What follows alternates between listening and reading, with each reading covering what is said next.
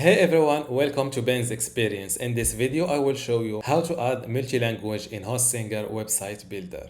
This is my website created using Hostinger Website Builder. As you can see, it is in the English language, and I want to add a French version for this website.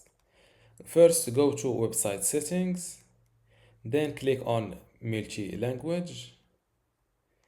Select your original or your starting language. In my case, it's English. Then click on Add Language. Let's say I want to add a French language. Just look.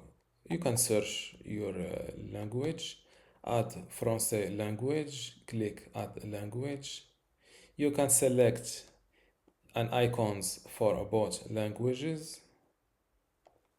This is the French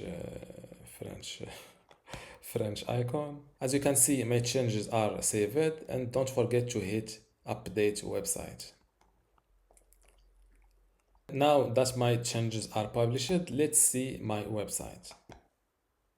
And now I can switch between my multi-language of my website. The second language took a folder and not a subdomain. Now what I need to do is to edit the text of this new language. To do that, make sure that you are in your second language and edit your text. For example, bienvenue sur Ben's Adventures. Hit update website. Click on view site.